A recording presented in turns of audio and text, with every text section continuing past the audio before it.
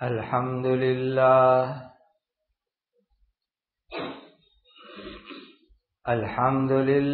الذي هدانا للإسلام وأشهد أن لا إله إلا الله وحده لا شريك له وأشهد أن سيدنا وشفيعنا ومولانا محمدا عبده ورسوله أرسله الله سبحانه وتعالى إلى كافة الناس بشيرا ونذيرا وداعيا إلى الله بإذنه وسراجا منيرا صلوات الله تبارك وتعالى عليه وعلى آله وأصحابه وذرياته وأهل بيته وأهل طاعته وبارك وسلم تسليما كثيرا كثيرا أما بعد فأعوذ بالله من الشيطان الرجيم بسم الله الرحمن الرحيم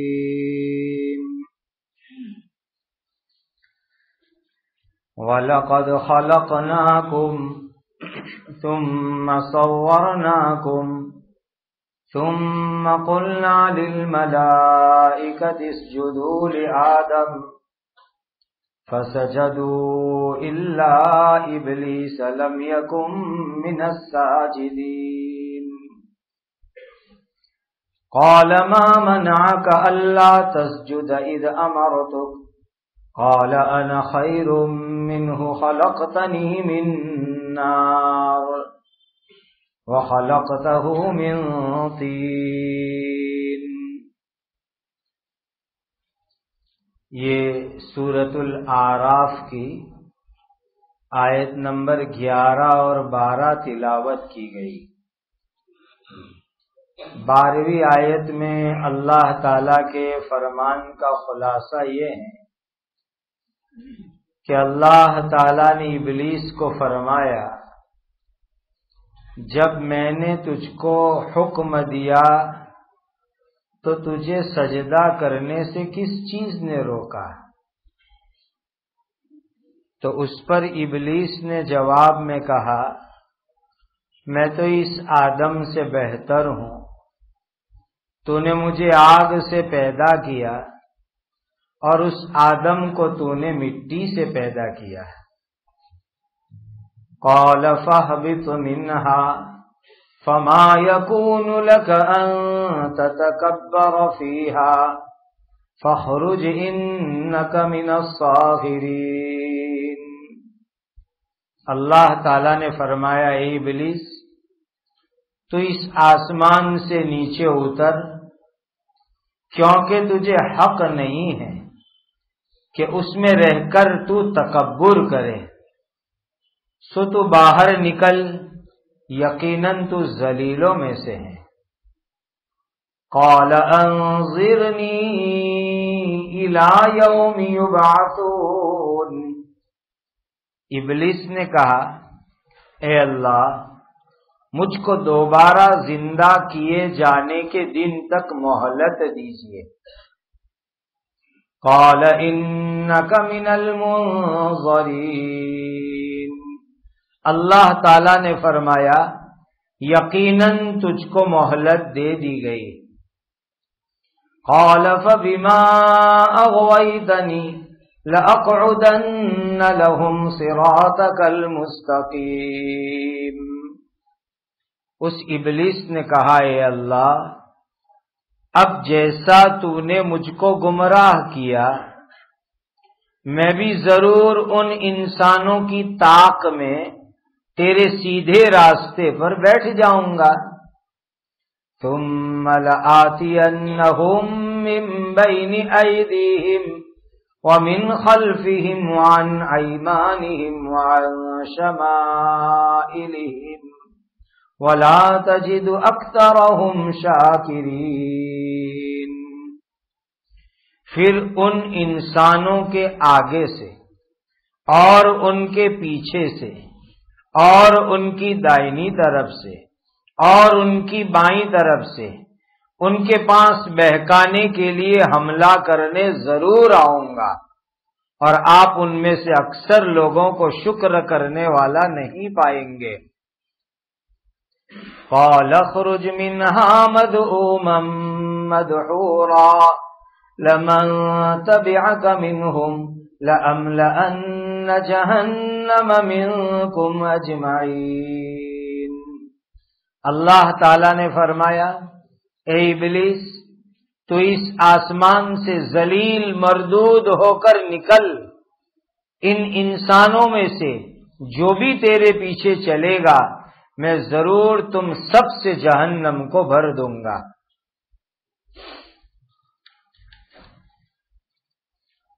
اللہ سبحانہ و تعالی نے حضرت آدم علیہ السلام یعنی پہلے انسان ان کو مٹی سے پیدا فرمایا۔ جب آدم علیہ السلام کا پتلا تیار ہو گیا، اللہ نے اس میں روح پھونک دی، زندہ ہو گئے۔ اللہ تعالی نے ان کو علم سے نوازا تھا،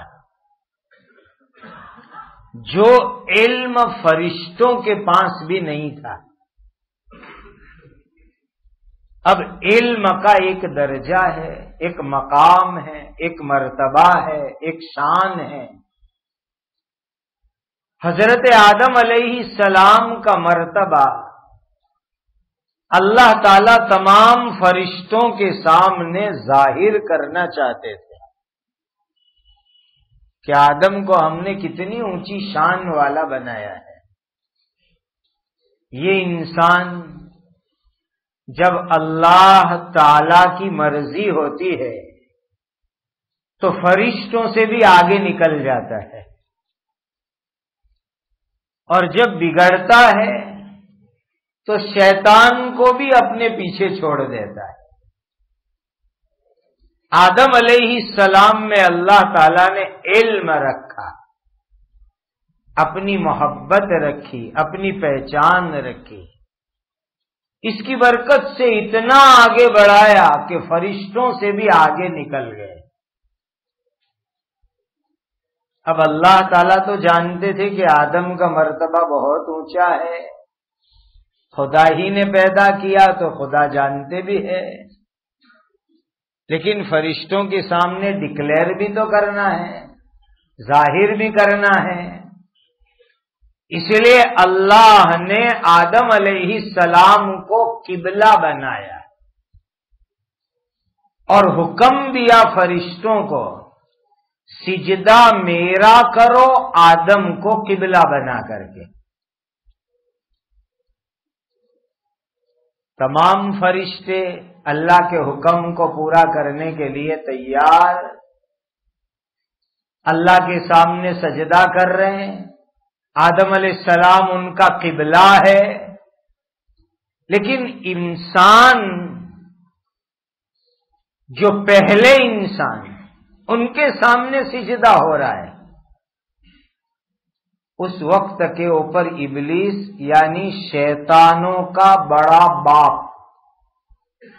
ابلیس میننگ تمام شیطانوں کا بڑا باپ، بڑا شیطانیوں کہہ دو، اس کو ابلیس کہتے ہیں، کیونکہ وہ اللہ کی رحمت سے نا امید ہے، اسی لیے اس کو ابلیس بولتے ہیں۔ اور کوئی بھی ایمان والا اللہ کی رحمت سے نا امید نہیں ہے۔ تو یہ ابلیس بہت پہلے پیدا ہو چکا تھا، فرشتوں کے ساتھ رہتا تھا، فرشتوں کے جیسی عبادت کرتا تھا، فرشتوں کی جماعت میں شامل تھا، فرشتہ تو تھا نہیں، لیکن فرشتوں کی صحبت میں، فرشتوں کے ساتھ رہتے رہتے فرشتوں کی جماعت کا ایک فرد سمجھا جاتا تھا۔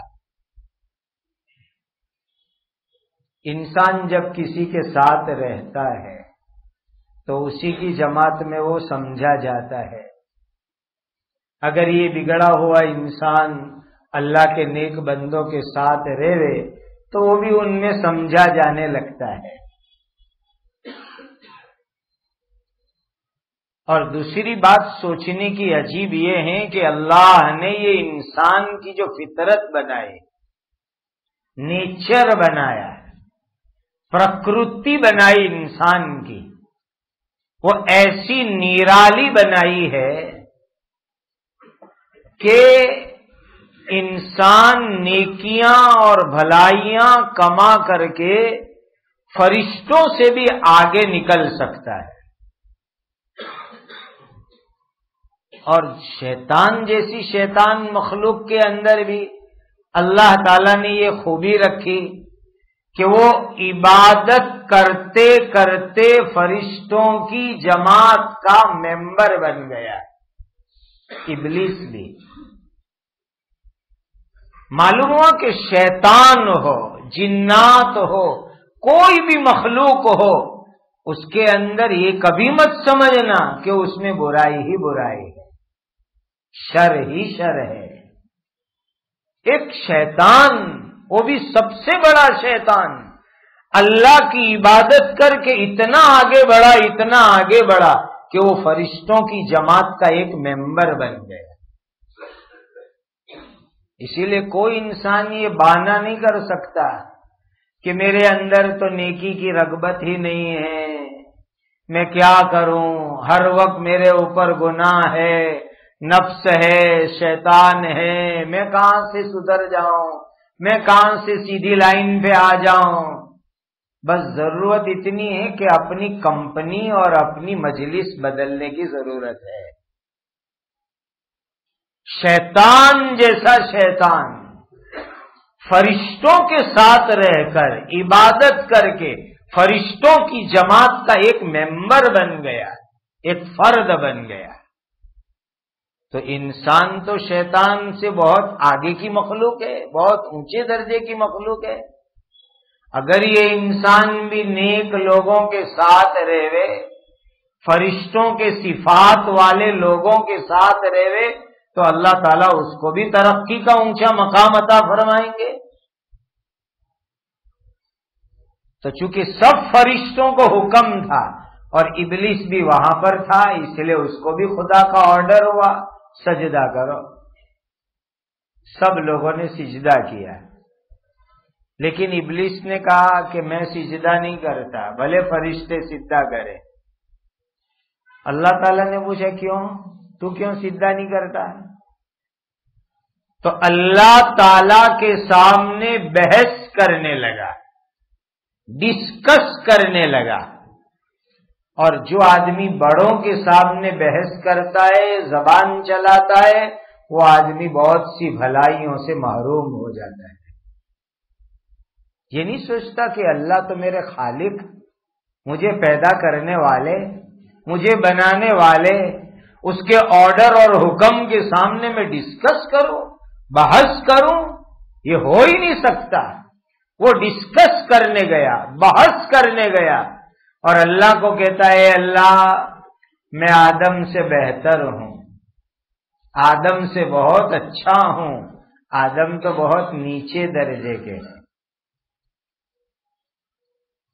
تکبر بھی آیا، حسد بھی آیا، عجب اور خود پسندی بھی آئی، بہت ساری بیماریاں شیطان میں روحانی جمع ہو گئے۔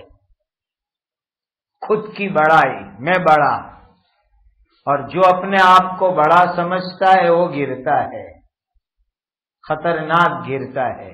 ہمیشہ اپنے آپ کو نیچا سمجھا کرو۔ دوسری چیز حسد آئی کہ آدم کے پاس علم، اور آدم کو اتنا اونچا مقام، کہ فرشتے اس کو سیدھا کرے، اور عجب آیا کہ میں بہت اچھا ہوں۔ اور پھر اس نے دلیل بھی دی، اللہ تعالیٰ کے سامنے دلیل بازی کر رہا ہے، کہتا ہے اے اللہ آپ نے مجھے آگ سے بنایا، انسان کو مٹی سے بنایا، دنیا میں دیکھتے ہیں کہ آگ اوپر ہوتی ہے مٹی نیچے ہوتی ہے، اور میں آگ سے بنا ہوں اس لیے میں اوپر والا ہوں، اور انسان مٹی سے بنا وہ نیچے والا ہے، اسی لیے اوپر والا نیچے والے کو سیدھا کرے سلام مارے، یہ نہیں ہو سکتا۔ یہ دلیل ہی اس نے غلط کی۔ حضرات مفسرین نے اس پر بہت کلام کیا ہے کہ شیطان نے اللہ کے سامنے بحث کی، یہ غلط، دلیل دی وہ بھی غلط، اسی لیے کہ آگ بہتر نہیں ہے، زمین بہتر ہے۔ آپ کا کام کیا ہے؟ جلا کے راکھ بنا دینا، ختم کر دینا کسی چیز کو، اور مٹی کا کام کیا ہے؟ اگا کر کے بڑھا دینا، زیادہ کر دینا۔ اگر کسی جگہ اناج کا ڈھیر ہے، آگ لگی، اناج جل گیا، اور زمین کی خوبی یہ ہے کہ ایک دانہ ڈالو تو اس کے اندر سے 10 دانے اگا کر آپ کو دے گی۔ زمین بہتر ہے، خدا کا شکر ہے ہم مٹی سے بنے ہیں، ہماری تخلیق میں مٹی زیادہ ہے، ہمارے اندر یہ خوبی ہونی چاہیے کہ کوئی ہم کو 1 دیوے ہم 10 دیوے، یہ مٹی کا کمال اپنے اندر بھی آنا چاہیے۔ دوسری بات، آگ جو ہوا کرتی ہے اس کے اندر گرمی کا مادہ ہوتا ہے، اور گرمی کھانے پکانے کے علاوہ عام طور پر لوگ پسند نہیں کرتے۔ بھائی مسجد میں ایئر کنڈیشن لگاؤ، گاڑی میں ایئر کنڈیشن لگاؤ، گھروں میں ایئر کنڈیشن لگاؤ، پنکھے چلاؤ، کولر لگاؤ، سینٹرل اے سی لگاؤ، گرمی سے بچاؤ کرو۔ گرمی میں حدت ہے، تیزی ہے، انسانوں کو تکلیف ہو جاتی ہے۔ ارے جہاں گرمی کی ضرورت ہے وہاں بھی لمٹ سے زیادہ گرمی آ جاوے تو نقصان ہو جاوے۔ گھر میں جھگڑا ہو رہا ہے، بھائی کائی کا جھگڑا؟ تکا چولہا تیز جلا تھا اور روٹی جل گئی، اس لیے جھگڑا ہو رہا ہے۔ اس پر بھی مسلمان لڑتے ہیں، روٹی کالی ہو جاتی ہے، سالن چاول جل جاتے ہو تو گھر میں لڑائی جھگڑے ہوتے ہیں۔ کیا اتنی سی چیز کے واسطے ایک شادی والی پوری زندگی کو خطرے میں ڈال دینے کا، طلاق تک چلے جانے کا، بیوی کو گالیاں دینے کی، برا بھلا کہنے کا؟ ہمارے دین میں یہ چیز اچھی نہیں ہے، اسلام ہم کو ایسا کرنے کی چھوٹ نہیں دیتا۔ تو جہاں آگ کی ضرورت ہے وہاں بھی آگ لمٹ سے زیادہ ہو جاوے تو نقصان کر دے۔ لیکن زمین کی خوبی دیکھو، زمین میں ٹھنڈک ہے، اور وہ ٹھنڈک بھی اتنی نہیں کہ تم کو تکلیف ہوئے، ایک نیوٹرل معتدل درمیانی درجے کی بہترین ٹھنڈک اللہ تعالیٰ نے زمین کے اندر رکھی ہوئی ہے۔ اور آگ کی حالت کیا ہے؟ کبھی اونچے اٹھتی ہے، کبھی نیچی ہوتی ہے، کبھی بیچ میں جاتی ہے، الگ الگ حالت پر ہوتی ہے، اور زمین ہمیشہ ایک حالت پر جم کے رہتی ہے۔ اسی لیے بہت سے انسان کا مزاج آگ جیسا ہوتا ہے کہ کبھی جو ہے بہت نیکی کریں گے، آگے بڑھیں گے، پھر ٹھنڈے ہو کے بیٹھ جائیں گے۔ زمین کی صفت لاؤ، ہمیشہ اعتدال کے اوپر، ہمیشہ اطمینان کے اوپر، استقامت پر، جماؤ کے ساتھ کوئی اچھا کام کرے۔ تو زمین بہتر ہے آگ کے مقابلے میں۔ اللہ تعالیٰ نے آدم علیہ السلام کو زمین سے پیدا فرمایا، ابلیس کو آگ سے پیدا فرمایا، اسی لیے ابلیس نے جو دلیل دی وہ دلیل بھی غلط تھی۔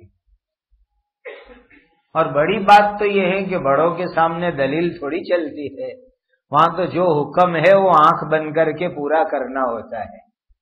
بہت سی مرتبہ گھر کے اندر ایک بیٹا کچھ ایجوکیشن لے لیتا ہے تو باپ کے سامنے دلیل بازی کرتا ہے، تھوڑی دیر باپ سنتا ہے، پھر اخیر میں کیا جواب دیتا ہے؟ چپ، میں باپ کو، وہ بھی اخیر میں یہ آرڈر کرتا ہے، میں باپ ہوں، چاہے جاہل ہوں، ان ایجوکیٹڈ ہوں، لیکن باپ ہوں، چپ رہے میرے سامنے۔ یہاں تو معاملہ خالق اور مخلوق کا تھا کہ اللہ خالق، ابلیس مخلوق، پھر بھی وہ اللہ کے سامنے دلیل بازی کر رہا ہے۔ اسی لیے اللہ نے کیا فرمایا؟ آسمانوں سے نکلو، جس اونچے مقام پر ہم نے تم کو رکھا فرشتوں کی جماعت میں، نکلو یہاں سے۔ آسمانوں پر تم تکبر کے ساتھ نہیں رہ سکتے۔ جو اونچا مقام، فرشتوں جیسا مقام ہم نے تم کو دیا ہے، یہ مقام تکبر کے ساتھ باقی نہیں رہ سکتا۔ اور یاد رکھنا، آدمی کتنی بھی ترقی کرے لیکن ذرا سا بھی تکبر آیا تو گیا وہ نیچے۔ شیطان کو دیکھو نا، ترقی کرتے کرتے فرشتوں کی جماعت میں پہنچا، لیکن تکبر آیا تو اس تکبر نے شیطان کو ہمیشہ کے لیے نیچے گرا دیا۔ اسی لیے ہمیشہ اللہ سے دعا کرنے کی، اے اللہ تکبر سے حفاظت فرما، ہمیشہ دعا کرتے رہو۔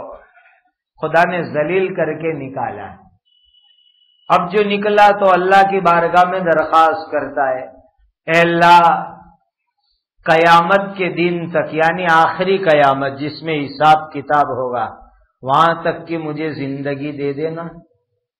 بہت چالاکی سے اس نے عرضی رکھی اللہ کے سامنے، بہت چالاکی سے، اس لیے کہ وہ جانتا تھا کہ حساب کتاب کا جو دن آئے گا، اس دن تو موت کو بھی ذبح کر دیا جائے گا، پھر کسی کو موت آنے والی نہیں ہے۔ تو اگر مجھے اس دن تک کی زندگی مل گئی، مطلب یہ نکلے گا کہ مجھے ہمیشہ تک کی زندگی مل گئی، کبھی مجھے موت ہی نہیں آئے گی۔ بہت چالاکی سے اس نے عرضی رکھی ابلیس نے اللہ کے سامنے۔ اللہ کی طرف سے عرضی کا جواب کیا ملا؟ ٹھیک ہے، ہم تیری عرضی قبول تو کرتے ہیں، پاس کر دیتے ہیں، لیکن ذرا سا پھیر پھار کر کے کہ تو نے حساب کتاب کے دن تک کی زندگی مانگی، ہم تجھے پہلی مرتبہ سور پھونکا جائے گا جس میں پوری دنیا ختم ہوگی، اس دن تک زندہ رہنے کی تجھے اجازت رہتے۔ اسی لیے کہ جب دنیا میں سور پھونکا جائے گا تب تو سب کو مرنا ہے، باری باری باری باری۔ اخیر میں جبرائیل، اسرافیل، میکائیل، بڑے بڑے فرشتوں کو بھی موت آئے گی، اور سب سے اخیر میں موت کے فرشتے اسرائیل کو بھی موت آئے گی، سب کو مرنا ہے۔ اسی لیے ہم تجھے پہلے سور تک، پہلی قیامت تک زندگی دیتے ہیں۔ یہ شیطان کو اللہ تعالیٰ نے فرمایا، لیکن اس میں ایک بات بڑی سوچنے کی ہے۔ شیطان جو ہے نا، عارف باللہ تھا، اور آج بھی ہے عارف باللہ۔ آج ہم دنیا میں بڑے بڑے بزرگوں کو کہتے ہیں عارف باللہ۔ میں کہتا ہوں شیطان بھی بڑا عارف باللہ۔ عارف باللہ کا مطلب ہوتا ہے اللہ کو پہچاننے والا، خدا کی معرفت والا۔ عالم تو تھا ہی، علم تو تھا اس کے پاس، عامل بھی تھا، عمل بھی بہت کرتا تھا، عارف تھا، عامل تھا، عالم تھا، تین عین تھے۔ آپ کہیں گے کیسے عارف باللہ تھا؟ یہ تو بہت بڑا لقب ہے، وہ شیطان کو دے دیا۔ دیکھو، ہم اتنی سی بات تو ہم بھی سمجھتے ہیں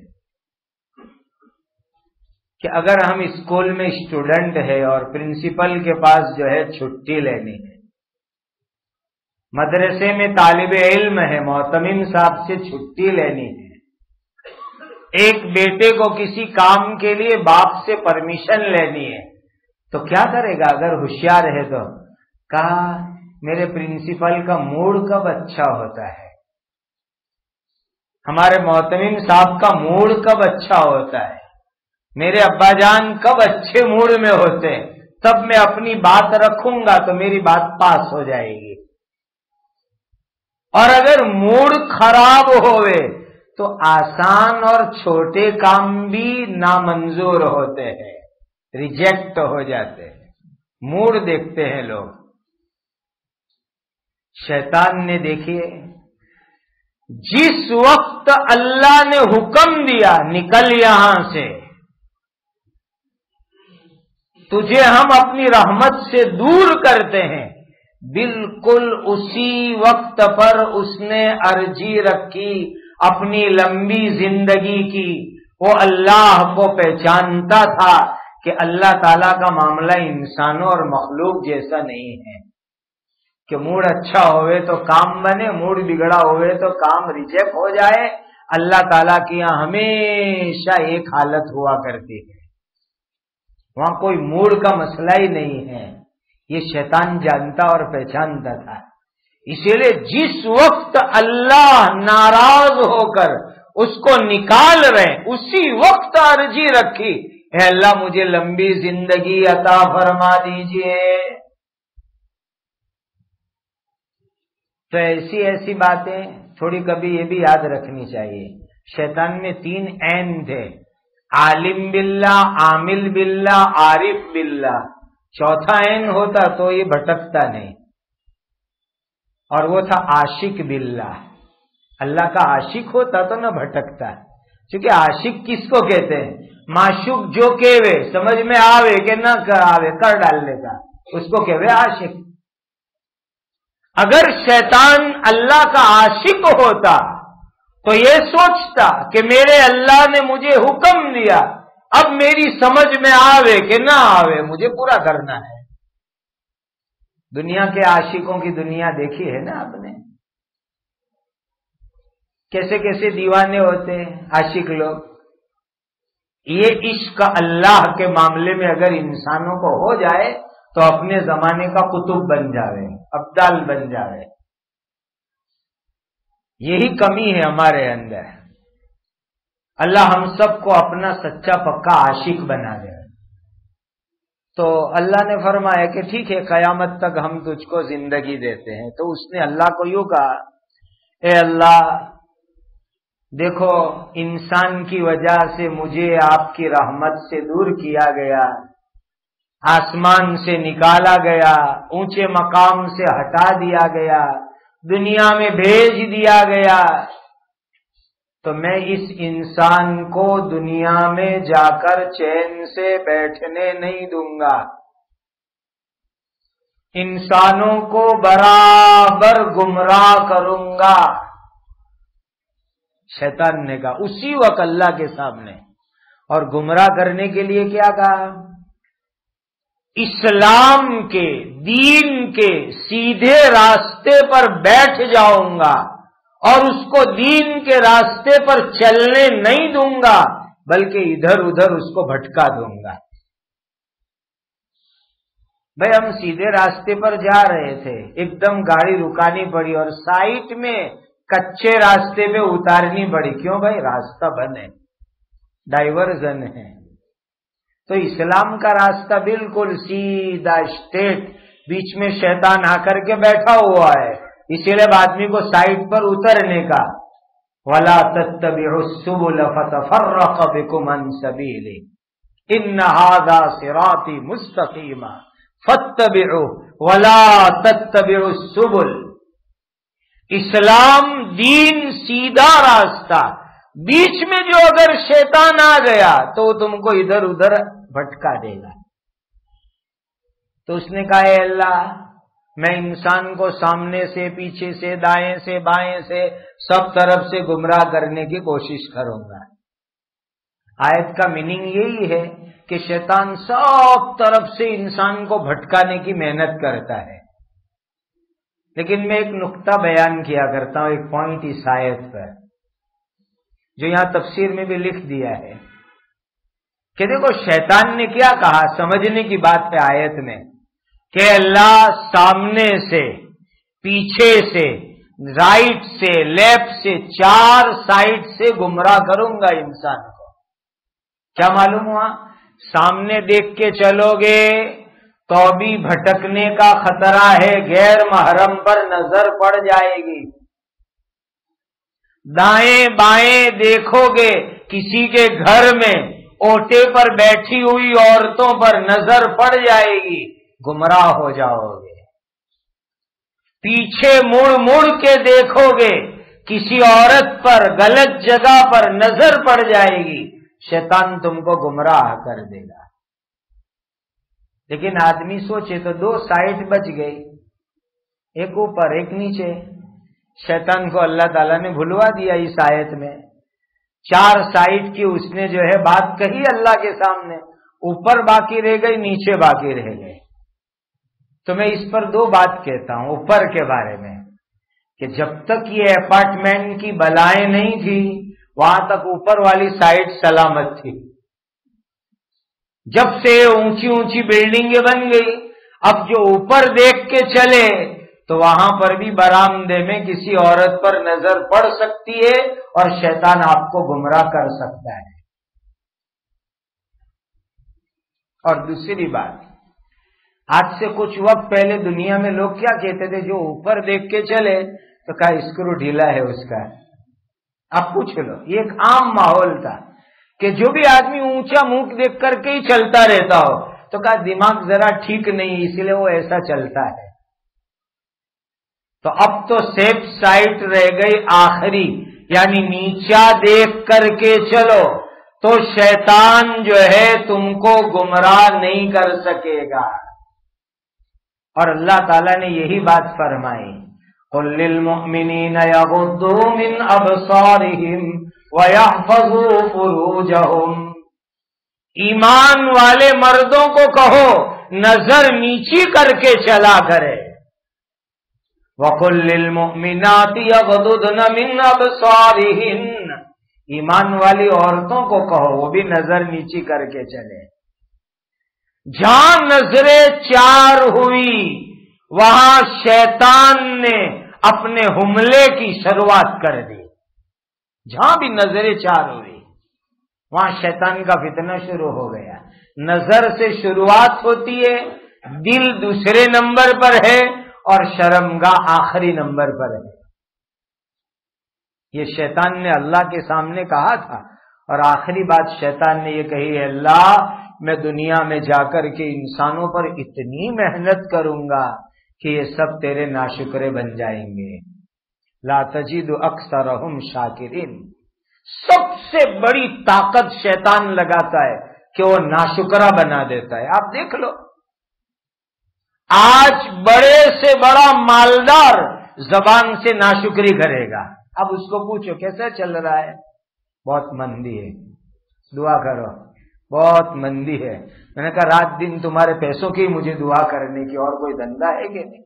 کوئی یہ دعا نہیں کرا تھا کہ میں نماز کا پابند بن جاؤں، اس کی دعا کراؤ، میں ذکر کا پابند بن جاؤں، اس کی دعا کرو، میں اللہ کے سامنے رونے والا بن جاؤں، تہجد کا پابند بن جاؤں، اس کی دعا کرو۔ 99.99% دعا، دکان، کھیتی، مال، نوکری، بزنس، دنیا، یہی دعائیں ہوتی ہیں لوگوں کی۔ ناشکری، امت کا مالدار سے مالدار طبقہ، غریب سے غریب طبقہ زبان سے ناشکری میں مبتلا ہے۔ یہی حال عورتوں کا بھی۔ کسی کو یہ طبیعت کیسی ہے، ایسے تو ٹھیک ہے لیکن وہ یہاں بہت درد ہوتا ہے، کوئی کہتا ہے یہاں درد ہوتا ہے، کوئی کہتا ہے یہاں درد ہوتا ہے، کوئی بھی شکر کرنے تیار نہیں۔ پیسے میں، تندرستی میں، ہر چیز میں ناشکری انسانوں کی زبان پر، یہ ہے شیطان کا بہت بڑا ہتھیار، بہت بڑی محنت۔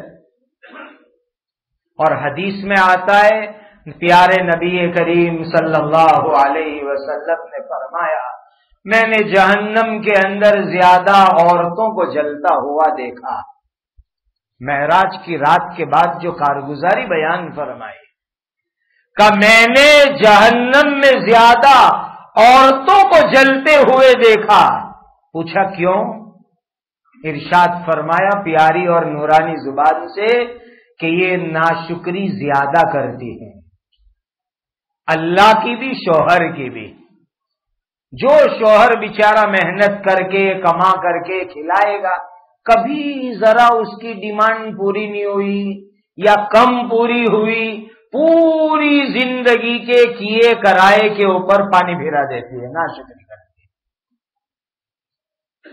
اور یہ شیطان کا سب سے بڑا ہتھیار، سب سے بڑی محنت کہ وہ انسان کو ناشکرا بناتا ہے۔ اللہ نے فرمایا تو نکل یہاں سے، ہمیشہ ذلیل، جو بھی تیرے راستے پر چلے گا ہم تجھ کو اور ان تمام لوگوں کو جہنم میں داخل کر دیں۔ اللہ شیطان اور اس کی شرارتوں سے ہماری حفاظت فرمائے۔ دعا کیا کرو اللہ سے، دشمن اتنا بڑا ہم سب کا، تو سب سے بڑے اللہ سے دعا کریں گے تو ہی حفاظت ہوگی۔ پہلے بھی آپ کو دعا بتلائی تھی، رب اعوذ بک من ہمزات الشیاطین واعوذ بک رب ان یحضرون۔ اے اللہ، میں شیطان میرے پاس آوے اس سے آپ کی حفاظت چاہتا ہوں، آپ مجھے حفاظت میں رکھیں۔ اور شیطان میرے دل دماغ میں گندے گندے خیال ڈالے، اے اللہ اس سے بھی میری حفاظت فرمائیں۔ یہ بڑی زبردست دعا ہے جو خود اللہ نے سکھلائی، اس کو پڑھا کرو۔ رب اعوذ بک من ہمزات الشیاطین واعوذ بک رب ان یحضرون۔ اس کی برکت سے اللہ شیطان کی شرارت سے حفاظت فرمائیں گے۔ اور بہت پریشان کرے تو قل اعوذ برب الفلق اور قل اعوذ برب الناس بھی پڑھ لیا کرو، انشاءاللہ اس کی برکت سے بھی اللہ حفاظت فرمائیں گے۔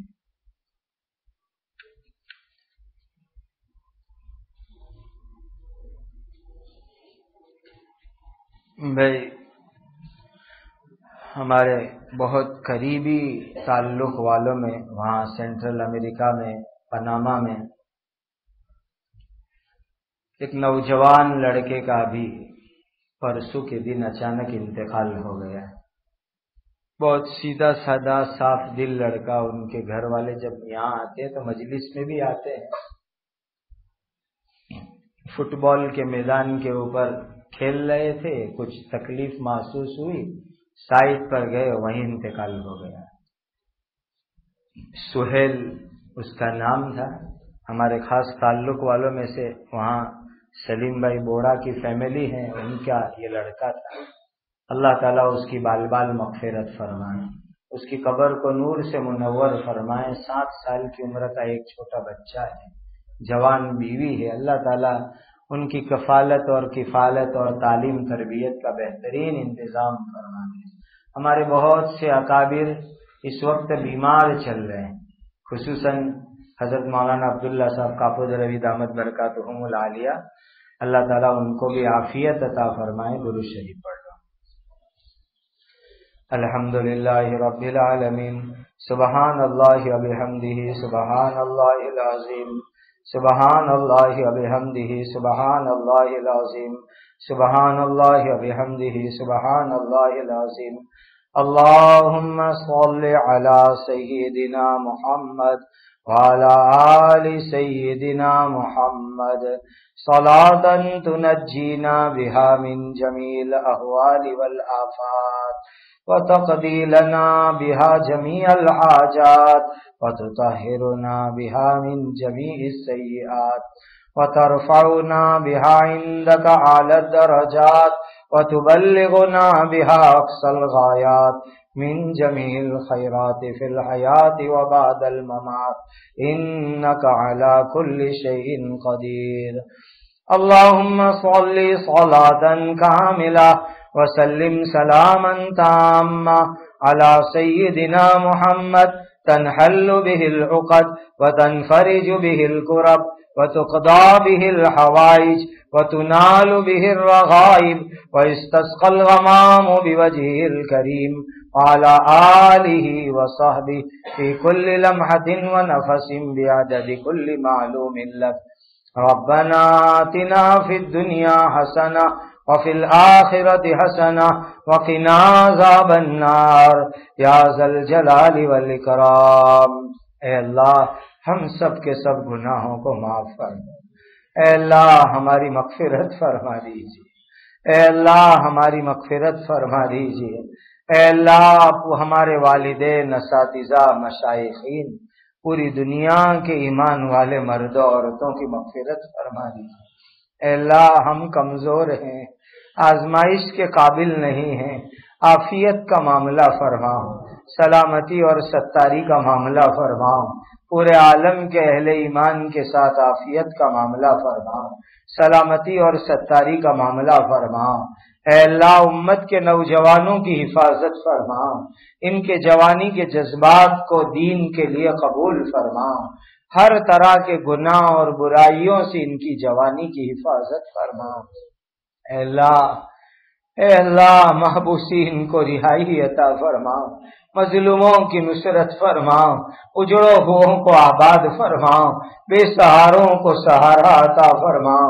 اے اللہ ہماری عمروں میں علم میں اخلاص میں تقوی میں برکت عطا فرماؤ، حلال برکت والی وسیع روزی عطا فرماؤ۔ اے اللہ ہم سب کو زندگی میں بار بار مکہ مدینہ کی حاضری عطا فرماؤ۔ اے اللہ ہماری اولادوں کو نیک اور صالح بناؤ، ہم کو اور ہماری قیامت تک آنے والی نسلوں کو اپنے دین کی مقبول خدمات کے لیے قبول فرماؤ۔ اے اللہ ہمیں آپ کا عشق اور محبت عطا فرماؤ، ذکر شکر کی کثرت عطا فرماؤ، ہر حرام سے ہماری حفاظت فرماؤ۔ اے اللہ تمام انسانوں تمام جناتوں کو ایمان عطا فرماؤ، ہمارے ملک میں امن و امان قائم فرماؤ، فتنے فساد سے حفاظت فرماؤ۔ اے اللہ اسلام اور مسلمانوں کے خلاف جتنی بھی سازشیں کی جا رہی ان کو ناکام فرما، ان سازشوں کو معطل فرما دیجیے، اہل ایمان کی حفاظت فرما لیجیے۔ اے اللہ امن و امان کا ماحول باقی فرماؤ، صبح قیامت تک اس ملک میں اسلام اور مسلمانوں کی ہر طرف سے حفاظت فرماؤ، شاعر اسلامیہ کی حفاظت فرماؤ، مساجد کی، مدارس کی، مکاتب کی، خانقاہوں کی، جماعتوں کی، مراکز کی، دین کے کاموں کی، کام کرنے والوں کی، ہر ایمان والے کی اللہ حفاظت فرماؤ۔ اے اللہ اس ملک میں جتنے مذہب اور قوم کے لوگ رہتے ہیں ان میں آپس میں رواداری عطا فرما، آپس میں اچھے تعلقات عطا فرما، آپسی فتنوں سے حفاظت فرما، زندگی کا ہر کام ہم کو نبی کریم صلی اللہ علیہ وسلم کی سنت کے مطابق کرنے والا بنا دیجیے۔ اے اللہ نبی کریم صلی اللہ علیہ وسلم نے جتنی خیر مانگی ہمیں اور پوری امت کو عطا فرماؤ، نبی کریم صلی اللہ علیہ وسلم نے جن شرور سے پناہ چاہیے اللہ ہماری اور پوری امت کی حفاظت فرماؤ۔ ربنا تقبل منا انك انت السميع العليم وتب علينا يا مولانا انك انت التواب الرحيم آمین آمین آمین وصلی اللہ علی النبی الکریم سبحان ربک رب العزة عما یصفون وسلام علی المرسلین والحمد للہ رب العالمین۔